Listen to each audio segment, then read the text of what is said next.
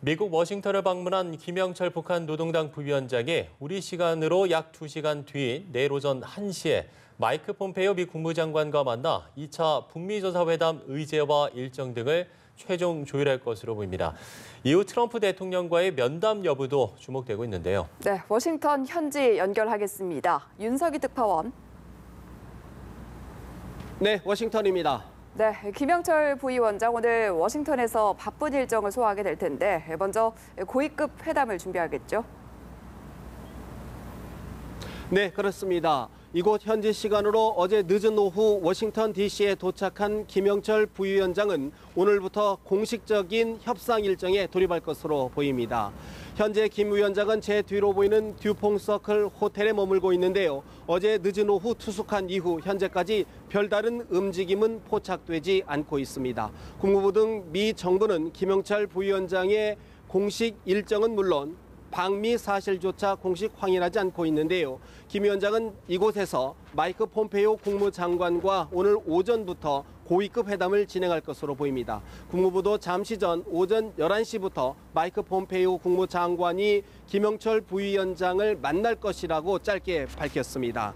AP통신은 폼페이오 장관이 김 위원장과 워싱턴의 한 호텔에서 만난 이후 백악관으로 향할 것이라고 전했습니다.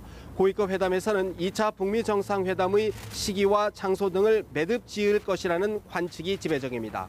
특히 고위급 회담 이후 도널드 트럼프 대통령과 면담 성사 여부가 최대 관심사인데요. 미국 언론들은 김 부위원장이 트럼프 대통령에게 김정은 국무위원장의 친서를 전달하고 트럼프 대통령은 2차 정상회담을 최종 발표할 것이라는 관측이 나오고 있습니다. 이럴 경우 북한의 비핵화 조치와 미국의 제재 완화 등 핵심 의제에 대해 북미 정상이 모종의 결단을 주고받았다는 해석이 가능합니다. 또한 후속 실무회담도 속도감 있게 진행되며 주말 이후 스티븐 비건 특별대표와 최선희 부상이 스웨덴에서 만나 구체적인 논의를 시작할 것이라는 전망입니다. 앞서 서훈 국가정보원장은 지난 주말 워싱턴을 방문해 지나 헤스펠 중앙정보국 CIA 국장을 만나 북미 협상에 관한 의견을 조율한 것으로 알려졌는데요. 김 부위원장도 이번에 헤스펠 국장을 만날 것으로 알려졌습니다. 다만 2차 북미 정상회담 일정이 발표되지 않을 경우 북미 간 의견차가 여전하다는 것으로 2차 정상회담 개최 일정도 지연될 것으로 보입니다. 김 부위원장 일행은 이곳 현지 시간으로 19일 오후 귀국길에 오를 것으로 알려졌습니다. 지금까지 워싱턴에서 연합뉴스 TV 윤석입니다.